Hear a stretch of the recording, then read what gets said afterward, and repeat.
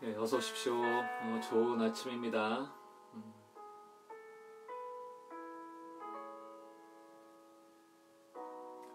네, 저희가 지금 페이스북하고 또 유튜브하고 다 하고 있는데요. 유튜브 소리가 어떻게 나가는지 좀 궁금하긴 합니다. 마이크를 지금 좀 쓰고 있는데 잘 들리시는지 모르겠어요.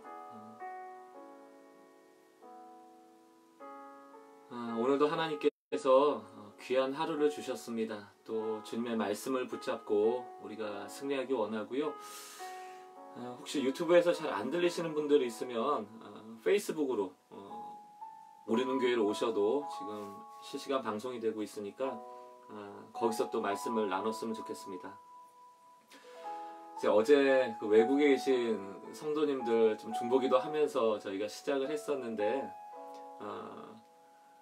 우리 순장님께서 몇 분 더 이렇게 알려주셨어요. 저희가 자꾸 이렇게 잊어버리는 게 문제인데 연락을 이렇게 주시면 또 기억하고 이렇게 기도하고 함께 교제하고 하는데 자꾸 이렇게 잊어버려요. 목회를 더 열심히 해야 되는데 이렇게 이름 중보기도 제목을 그 순장님께서 주신 걸 보니까 아이고 맞아 이분도 계셨지 이분도 계셨지 그제서야 좀 죄송하더라고요. 그래서 오늘 아침에 우리가 다 같이 좀 기억하고 기도했으면 좋겠고요. 그 페이스북 어제 거 댓글에 보시면 우리 순장님이 그 해외에 계신 분들 이름하고 또 기도 제목을 적어주셨습니다. 뭐 그 외에도 더 계실 거라고 생각이 드는데요. 지금 보니까 프랑스에 계시는 유병원 집사님, 또 정양숙 집사님 영상을 보고 계신지 모르겠어요. 프랑스 지역도 코로나 때문에 굉장히 어렵다고 얘기를 들었는데 위에서 기도해 주시고 독일에 또 안동숙 집사님도 계시고 또 유학생도 있습니다. 우리 서희자 집사님 따님 김동의 자매 또 김영주 집사님 맹은석 학생 또 홍희선 집사님 김별 다 딸들이네요. 또 아시는 분들 있으면 기도 제목 주시고 저도 이제 메모해서 더 열심히 이분들 위해서 기도해야겠다는 생각이 듭니다. 이 아침에 콩고 민주공화국에 계신 우리 두 분 정열 장로님 또 신혜숙 권사님 또 이탈리아에 계신 임재진 집사님 한유민 집사님 포함해서 여러분 그 댓글 어제 댓글 그 밑에 적혀있는 이름들 또 기억나시는 분들 함께 기도했으면 좋겠고 아마 영상을 지금 보시는 우리 집사님들 스스로도 어려운 시간을 지나고 계실 수 있습니다. 오늘 또 한 가지 기도할 때는 하나님 결국 이 변하는 시대 속에서 우리가 변하지 않는 진리 붙잡고 살아가기 위해서 오늘 아침에 주님 앞에 나왔는데 주님이 견고한 반석 되어주시고 변함없는 피난처가 되어주셔서 오늘 하루 나의 삶의 소망이 되어주십시오. 우리 기억나시는 대로 중보기도 하고 오늘 말씀 주시기를 간절히 바라면서 한 1, 2분 기도하는 시간 가졌으면 좋겠습니다. 기도하겠습니다.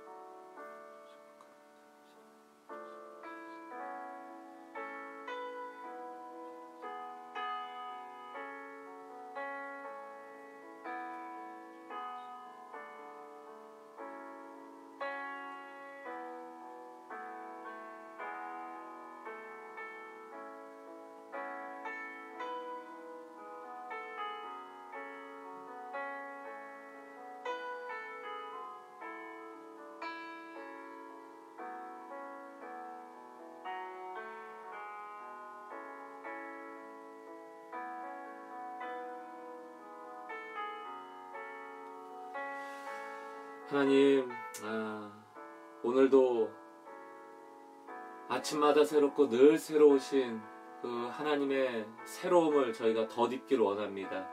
어제보다 더 나은 삶이 되기 원하고 어제의 걱정과 근심이 이 아침에 찬양과 기도로 바뀌어지는 은혜 허락하여 주옵소서. 오늘도 말씀하여 주옵소서. 주의 종들이 듣겠나이다. 오늘도 주의 음성이 우리를 살리는 생명의 말씀인 줄 믿고 주님의 말씀을 대면합니다. 하나님, 오늘도 위로와 힘과 능력 허락하여 주옵소서. 예수 그리스도 귀하신 이름으로 기도 올리옵나이다. 아멘. 예, 오늘 하나님의 말씀 함께 보도록 하겠습니다. 오늘 하나님의 말씀은 마가복음 10장 1절로 16절까지 말씀 보겠습니다.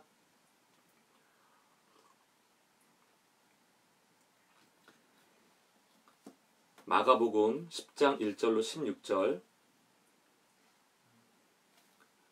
오늘은 이제 율법에 대한 이야기예요.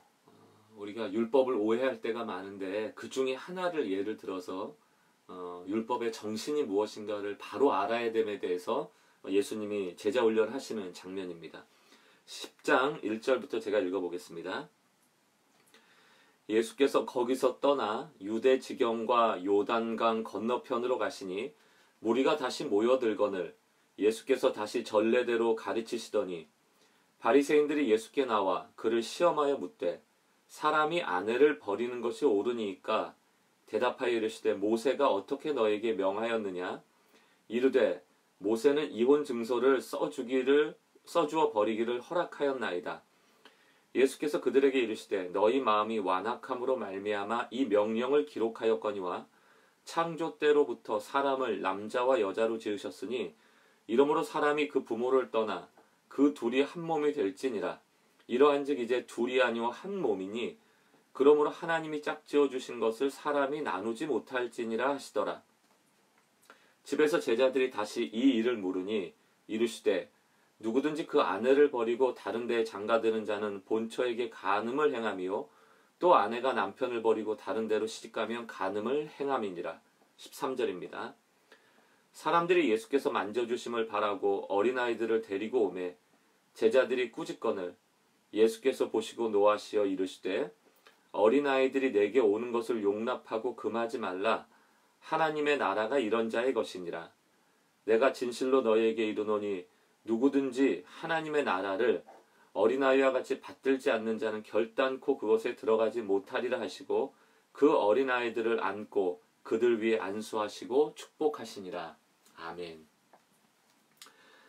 오늘 그 바리새인들과 예수님이 또 논쟁하는 장면입니다. 늘 바리새인들과 예수님의 논쟁에는 그 핵심에는 이미 굳어져 버린, 그러니까 이미 문자만 남아버린 조금도 생명이 없는 어떤 율법, 룰이죠. 이렇게 해야 돼 라는 것과 예수님께서 그 굳어버리고 죽어버린 율법을 다시금 살리시는 그런 두 가지의 대조적인 이야기로 등장을 합니다.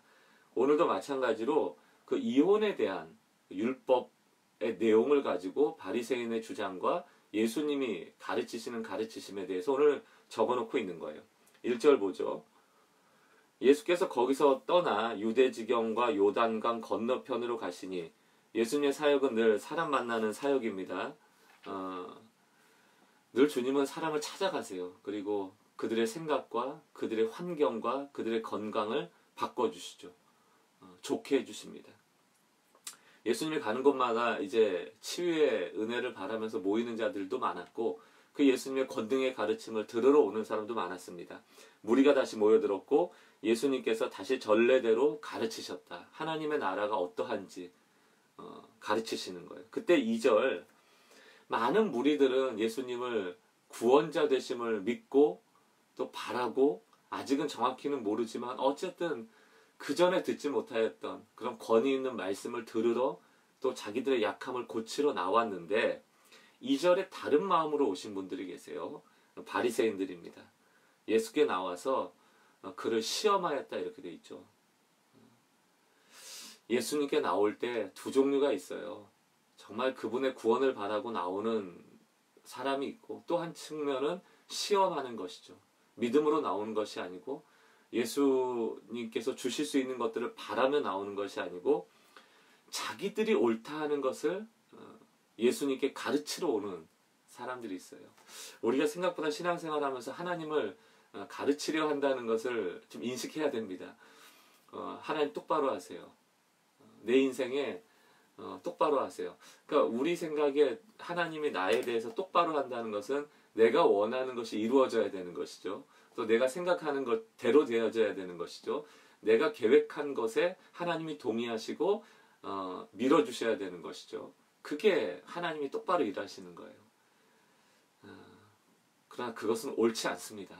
오늘 바리새인들이 지금 예수님을 가르치러 온 거거든요. 시험하러 온 거거든요. 너가 틀렸고 우리가 맞아. 그거 이제 증명하러 온 것이거든요. 그리고 결국 예수님이 틀렸다라는 것을 증명해내서 어디까지 몰아붙인다? 십자가에 못 박으려고 하는 것입니다. 예수님을 시험하는 것은 옳지 않죠. 항상 하나님은 옳으십니다. 하나님이 선하시다라는 것은 하나님은 항상 옳으시다라는 것을 인정하는 것이죠. 우리에게 필요한 믿음이 그런 믿음이에요. 지난 주일 설교의 핵심도 안심하라 내니 두려워 말라. 거기 내니 예수가 누구신가? 그래서 구약으로 우리가 좀 구약의 여호와라는 이름을 끌어들여서 설명을 드렸잖아요. 여호와는 I am who I am. 나는 나다. 나는 점점점이다. 너희가 나를 다 할 수 없다. 그저 그 점점점 무언지 모르는 하나님을 정의할 수 없으므로 우리가 참 불안할 수 있는데 그 점점점의 불확실성과 불안함을 오직 누구만 해소시켜 줄 수 있다? 하나님 스스로 해소할 수 있다는 것입니다. 그러므로 우리에게 요구되어지는 믿음은 될까? 내 뜻대로 돼야 되는데 이런 하나님 앞에서 시험하고 강요하고 가르치려는 믿음이 아니고 어떤 믿음입니까? 하나님께서 점점점 우리의 삶의 불확실성을 해소할 수 있는 가장 좋은 대안을 가지고 계심에 대한 믿음을 갖는 거죠. 내가 원하는 대로 되는 게 믿음이 아니고 하나님의 뜻대로 이루어지는 것이야말로 우리가 갖는 진정한 믿음인 것입니다. 그러므로 오늘 하루 예수를 시험하고 하나님을 시험하는 우리 성도님들 되지 마시고 그분의 선하고 아름다우신 성품을 믿고 그분이 내 인생의 불확실성을 이겨나가 주실 것임에 대한 좀 확신을 가지고 그 마음의 두려움을 떨치는 은혜가 있길 주의 이름으로 축원합니다. 바리새인들의 시험거리는 무엇인가 하면 이제 아내를 버리는 것이 옳은가에 대한 거예요. 그 예수님께 3절에 대답할 때 모세가 어떻게 명하였느냐, 율법에 뭐라고 적혀있느냐. 4절에 모세는 이혼 증서를 써 주어 버리라는 겁니다. 이혼 증서를 써 주어 버리라는 뜻도 되지만 이제 이혼 증서만 쓰면 아내를 버려도 된다는 것이죠. 그때 5절 예수께서 그들에게 이르시되 너희 마음이 완악함으로 이 율법을 받았다. 이렇게 완악함. 그러니까 인간의 그 죄성 그것을 미화시킨 거예요. 미화시킨 겁니다. 그러니까 이 사람들이 지금 아내를 버리는데 이 이혼 증서를 이용했다는 겁니다. 악용했다는 겁니다. 신명기 24장 1절 2절을 보면 사람이 아내를 맞이하여 데려온 후에 그에게 수치되는 일이 있음을 발견하고 그를 기뻐하지 않으면 이혼 증서를 써서 그의 손에 주고 그를 자기 집에서 내보낼 것이요. 이렇게 쓰여 있거든요. 그러나 이 말씀을 한 이유는 뭐겠습니까? 그 당시에는 가부장적인 사회였죠. 과거에. 그러니까 남편이 아내와 이혼할 때는 분명한 이유가 있어야 된다는 거예요. 아내 편에 잘못한 게 분명할 때 비로소 이혼할 수 있다는 것이죠. 근데 지금 바리새인들은 그런 것과 무관하게 아내가 잘했던 잘못했던 이혼 증서만 써주면 된다는 얘기입니다. 그러니까 우리가 이런 식으로 신앙을 종교화시켜요. 복음을 변질시키는 게 이런 방식입니다. 그래 써있잖아. 이혼 증서만 써주면 된대잖아. 라고 그 문자만 남겨놓고 왜 이혼 증서가 필요했는지에 대한 그 정신과 본질을 놓쳐버리죠. 그렇기 때문에 예수님께서 어디까지 인용하시는가? 6절 보세요. 창조 때부터 이혼 증서가 나오기 이전 상황으로 돌아가서 태초에 왜 하나님이 남자와 여자를 창조하셨는가에 대한 원리를 얘기하시는 것이죠. 하나님께서 우리에게 율법을 주실 때는 문자화 되기를 원하지 않았어요. 그것만 하면 된다 이것이 아니고 왜 그것을 해야 되는가. 그 영적인 원리, 하나님의 선하신 성품에 근거한 원리들이 분명히 존재하는 것이죠. 그러므로 고르반, 하나님께 예배드리고 하나님께 헌금했다고 해서 자신의 부모를 돌보지 않아도 된다. 이것은 불가능한 일이라는 것입니다. 왜? 하나님의 성품에 근거하며. 그러므로 우리의 완악함으로 신앙을 종교화시키면 안 되고요. 하나님의 선하고 아름다우신 성품에 근거하여서, 특별히 복음의 정신에 근거해서 신앙생활하는 것은 매우 중요한 것입니다. 그러므로 그 뒤에 뭐라고 나옵니까? 하나님이 남녀에게 짝지어 주신 것은 한 몸이 되게 하시는 것이므로 사람이 누구도 나눌 수 없다. 이것이 원리다. 그러나 피치 못하게 너무나도 함께 할 수 없는 큰 잘못이 있을 때는 이혼 증서를 써주라는 거예요. 그래서 이 잘못한 사람에 대해서 배려해 줘야 된다는 것입니다. 자, 10절에 보면 결론이 나옵니다. 집에서 제자들이 다시 이 일을 물으니, 왜냐하면 제자들에게도 이미 이혼 증서만 써주면 된다고 그랬는데 예수님이 말하는 것은 낯선 거예요. 들어보지 못한 거예요. 그러니까 설명해 달라고 또 요청한 겁니다. 11절 이르시되 누구든지 그 아내를 버리고 다른 데 장가드는 자는 본처에 간음한 것이요. 12절 또 아내가 남편을 버리고 다른 데로 시집가면 간음을 행함이니라. 이유 없이. 그저 이제는 이 여자가 싫고 저 여자가 좋다. 이제는 이 남자는 싫고 이 남자가 좋다라는 그저 아무 이유 없이 감정적 동요에 의한 것들은 허락되지 않는다는 거예요. 이혼 증서를 해결할 수 없다라는 것입니다.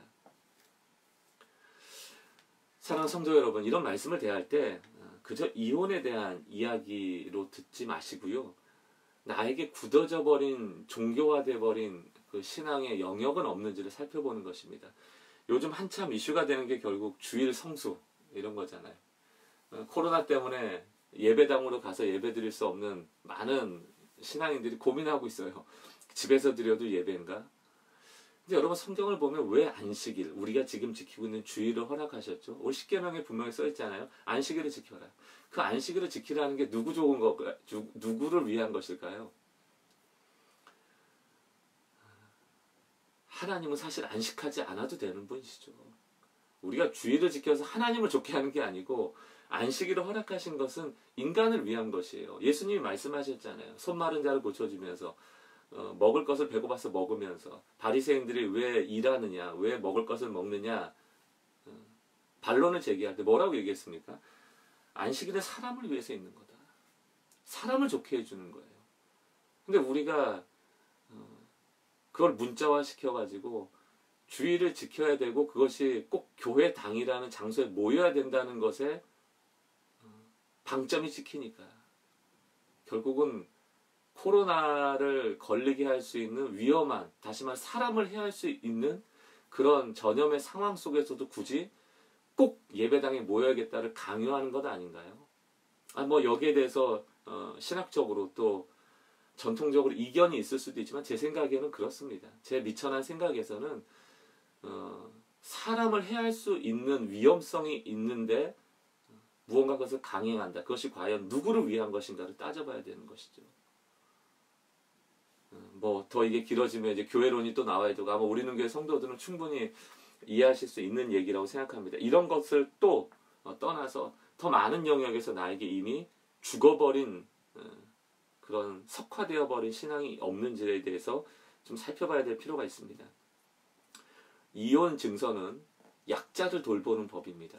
약한 자에게 정당한 증서를 통하여서 그를 보호하기 위한 거예요. 그저 내쳐지는 사람이 되지 않고 버림받는 사람이 되지 않도록. 마찬가지로 13절부터 또 누가 나옵니까? 어린아이가 나오죠. 똑같아요. 어린아이도 약한 자잖아요. 성경은 늘 약자를 보호하도록 되어 있거든요. 그러면서 15절 뭐라고 말씀하고 있습니다. 내가 진실로 너에게 이르노니 누구든지 하나님 나라를 어린아이같이 받들지 않으면 결단코 그곳에 들어가지 못하리라. 요즘 저나 어린아이가 있잖아요. 이제 초등학교 2학년. 이 아이만 봐도요. 어려요. 다 믿어요. 더 어렸을 때 한 4살, 5살일 때는 사자 탈쓰고 어흥하면 사자인 줄 알아요. 어린아이들의 마음입니다. 어린아이들은 정말로 믿기 때문에 이미 그 나라에 가 있는 것이죠. 사자인 줄 믿는 것이기 때문에 사자와 함께 있는 것처럼 여기는 것처럼 이 어린아이들은 그대로 믿기 때문에 이미 그 상황에 놓여있는, 우리가 하나님 나라를 믿는다라고 하지만 결국 정말 믿지 않기 때문에 여전히 세상 나라 속에서 하나님 나라를 경험하지 못하고 살아가는 것은 아닐까요? 그래서 아이들은 여기가 하나님 나라라고 설명하면 정말 하나님 나라는 그런 건데 여기가 그곳이야? 라고 믿죠. 어린 아이처럼 조금 내가 많이 안다 생각하지 말고 어른인 척 하지 말고 하나님 앞에서 어린 아이로서 하나님의 나라가 이미 이 땅에 임했음을 받아들이라는 것입니다. 하나님의 통치가 있어요. 그것을 믿는 믿음으로 살아갈 것을 오늘 요구하시는 것입니다. 사랑하는 성도 여러분, 율법은 정말 주님의 좋은 성품과 아름다운 그 성품이 녹아져 있는 것입니다. 그저 명령이 아니에요. 그러므로 우리 신앙생활 속에서 하나님의 성품이 반영되어 있다는 것을 기억하고 그 좋으신 하나님을 믿는 믿음으로 하루 승리하시기 바라고 약한 자들, 소외된 자들에게 더 많은 관심을 기울일 수 있는 하루가 되길 바라고 나 스스로도 오랫동안 신앙생활한 사람이기 때문에 굳어져 버린 게 많아요. 그러나 어린아이로 돌아가려고 하는 몸부림과 애씀이 오늘 하루 종일 우리의 삶 가운데 있기를 주의 이름으로 축원합니다. 남은 시간 말씀을 좀 더 읽어보면서 여러분에게 오늘 주시는 말씀을 찾아보시고 또 적용하시고 기도하시는 시간 가지면 좋겠습니다. 한 7, 8분 정도 말씀 읽는 시간 갖도록 하겠습니다.